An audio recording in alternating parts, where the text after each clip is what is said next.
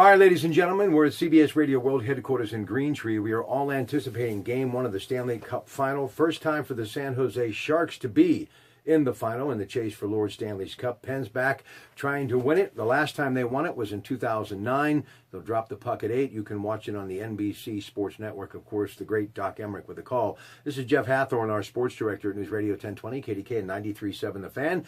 He is headed down to the Consol Energy Center, but before he goes, a bit of a preview. You got 26-year-old Martin Jones, first playoff run for him, and, well, Matt Murray, who's been spectacular.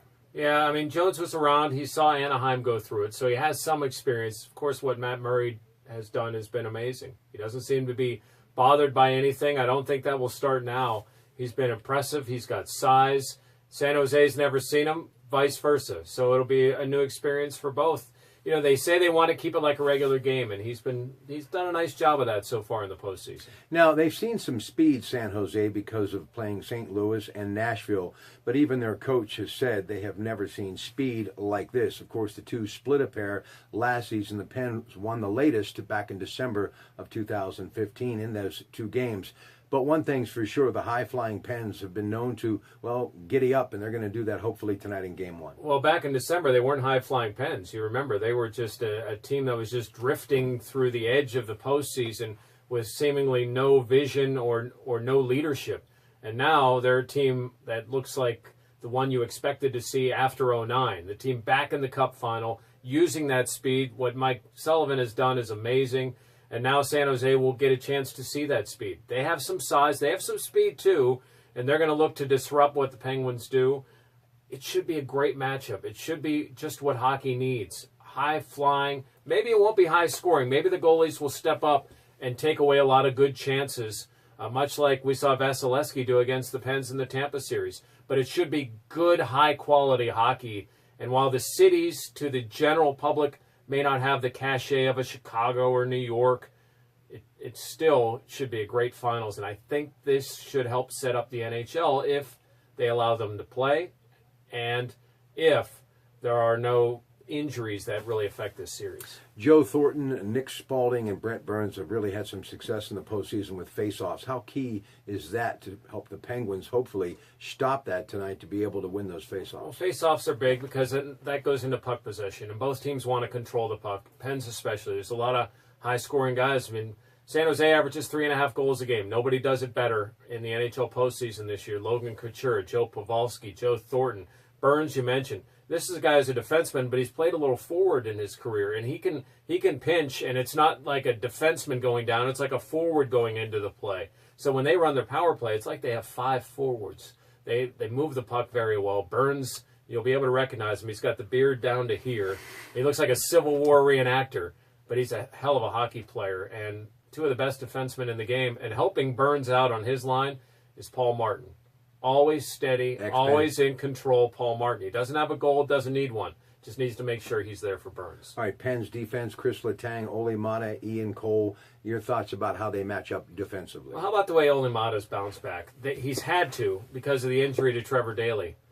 He's only 21. People forget. He's still a young kid. Everybody made so much of a deal of the age of Matt Murray, but Ole Mata's actually younger than Matt Murray is. He just has a lot more experience. He's played well the last few games. They're going to need him again. They're going to need Justin Schultz to play well. You know, Schultz has seen that team because he used to play out west. He has an idea of how they play, but they have to be responsible. Much like Tampa, San Jose will pounce on a turnover. They've got to be responsible with the puck back there. And to Letang's part, no dumb penalties. Keep that composure. They're going to come after you, much like Tampa Bay did early in Game 1. You remember that hit into the boards. They'll probably try something to get Letang out of his game. We'll see if he can stay sharp. All right, closing quickly. They played great two-way, Crosby and Malcolm, in that final game against Tampa Bay. How key is it for them to pick up where they left off and maybe get a few more goals? Yeah, rolling the 3 lines is what's big. And if Sidney Crosby and Evgeny Malkin, that line accounted for all the scoring in Game 7.